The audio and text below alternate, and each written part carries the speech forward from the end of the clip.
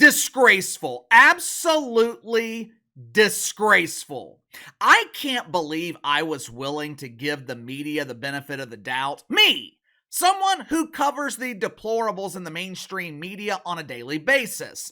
I was willing to give them the benefit of the doubt. This past Sunday, I said it would be a week before the mainstream media returned to normal. And when I say normal, I mean pushing false narratives, speaking in their usual rhetoric, doing everything in their power to demonize Donald Trump, orange man bad, and his supporters. I should have known better. I should have known that an attack on a former president, and hopefully the future president, that would not be enough for the mainstream media to tone down their propaganda. Now, to their credit, executives at MSNBC, they knew better. Monday morning, MSNBC flushed the polished turd known as the Morning John. They pulled John Scarborough and Mila Budenholzer, or whatever the hell her name is. MSNBC pulled them off the air because they were afraid John and Mila, or one of their dozens of doofus guests, would say something incendiary on live television, causing MSNBC's ratings to go from almost nothing to nothing. Unfortunately, though, MSNBC didn't go far enough. When they were going down their list of paid propagandists to remove from live television, they overlooked a few names like, I don't know, the wicked weave of the woke, Rachel Maddow, the potential wife of Oroku Psaki, street name Master Shredder, Little Red Riding Hood, Jen Psaki. Even after our fearless leader, John Biden, begged Sunday night for the rhetoric to be tempered, the Boodle Brigade at MSNBC, they could not help themselves. Less than 48 hours after the attack on Donald Trump, MSNBC, they were already going back to the basics. They were back on the air doing what they do best, lying to their dwindling audience and blaming everything on the Trumper. If you haven't already, make sure to like and subscribe. You can follow me on Twitter at KC_BTL84. If you think I'm some doofus fuck that doesn't know what I'm talking about, if you don't believe anything else I have to say, I want you to believe this. MSNBC is completely useless. MSNBC, I don't think, is a news organization. This network is propaganda disguised as a polished turd. Now, they make it look real nice. They make it look appealing. They are experts at taking the steaming turd and putting a nice coat of polish on it to disguise the smell. But once you remove the polish, you come to the realization that this network is a big pile of shit. Last night, MSNBC is attempting to provide coverage of the Republican National Convention. Now, I'm struggling to understand how they keep getting invited. If I were running the RNC, I wouldn't invite CNN or MSNBC to my convention, my party. I would rather have YouTubers covering it. At least with YouTubers, I know I have a chance of receiving honest coverage. Last night, while covering the convention, MSNBC, they displayed a graphic showing what they called notable Republicans not attending the convention. Now, the insinuation here was the Republican Party is split. They want you to believe that the party is split between Trump supporters, or what they like to call MAGA Republicans, or members of the Third Reich. The party is split between Trumpers and deacons at Woke United Methodist. Now, obviously, that cannot be further from the truth. This is another case of the media projecting. Truth is, the Woke Party is split between a handful of Johnny B. Biden supporters, also known as the Biden family, and the rest of the party who is praying to the woke oak tree to deliver them a savior. Listen to this list of names that MSNBC calls notable Republicans. George Bush, W. Barf. Mike Spence. Mike Spence? I'm pretty sure Mike Spence wasn't invited. Mittens Romney. Pretty sure Mittens, he wasn't invited either. Soft men aren't allowed. Liz Cheney. Liz Cheney? Liz Cheney. Notable Republican Liz Cheney? I know why Liz Cheney wasn't attending. Security. They would not allow her emotional support moose into the building. Liz, she doesn't go anywhere without Spartan. Days after the attack on the Trumper, the mainstream media, they have already returned to their same failed strategies. And you don't have to take my word for it, Uncle KC always comes with the proof. But before we get to that, let's go and get to the sponsor for today's video, my good friends at Revival. With everything that's happened over the past week or so with the failed attempt on Donald Trump, I cannot think of a better time to show your patriotism. And one way to show your support and appreciation for this great country, wearing patriotic clothing from Revival. One of my favorite things about Revival is their tagline, Revive America. I mean, isn't that what this country desperately needs right now? Revival? Revival. It is a colorful, patriotic brand that offers a variety of options. If you're into hunting, you can go with the camouflaged hats. Revival, they offer a variety of unisex t-shirts. And just to be clear, when Revival says unisex, that doesn't mean they're designed for those questioning their gender. It just means the shirts can be worn by both men and women. They offer a variety of unisex t-shirts with different illustrations of the American flag. One of them I got right here. It's got it right there, standing on the back of the shirt.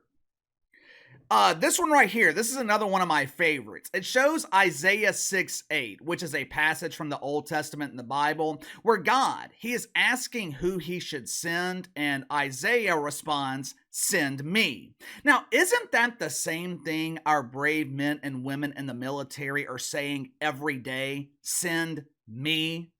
Revival. It's a proud veteran-owned business who donate 10% of each sale to various military charities.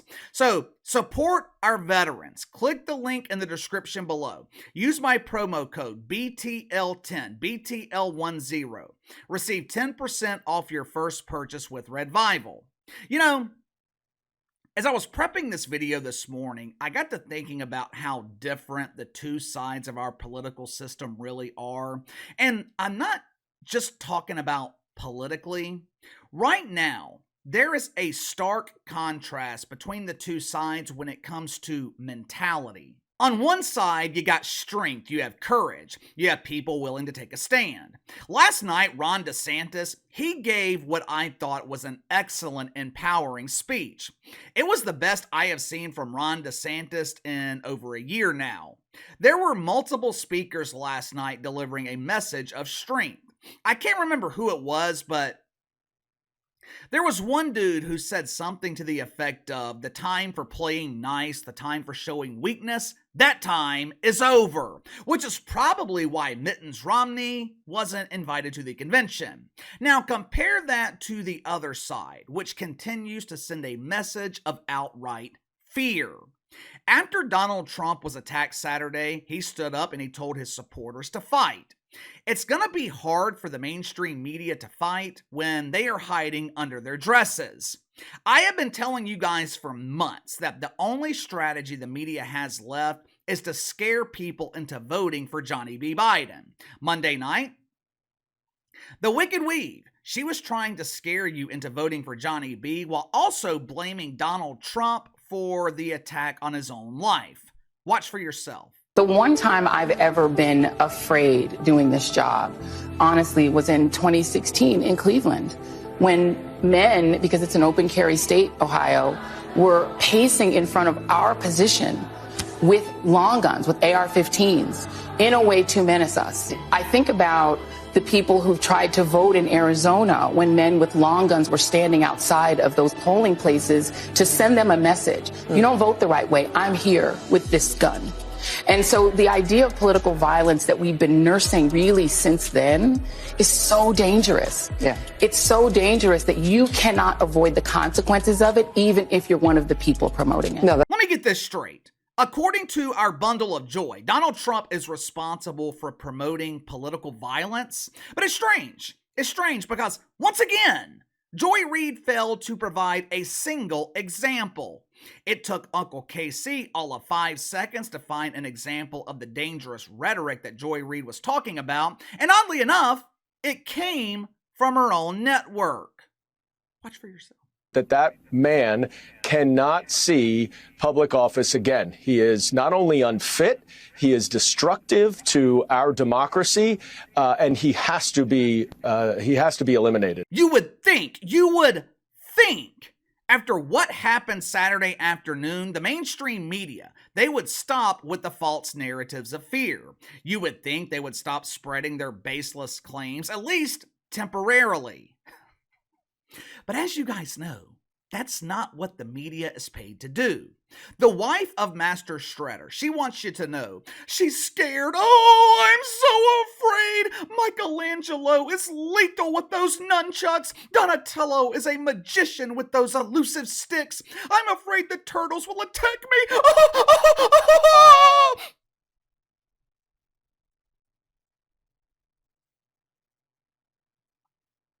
Afraid of what?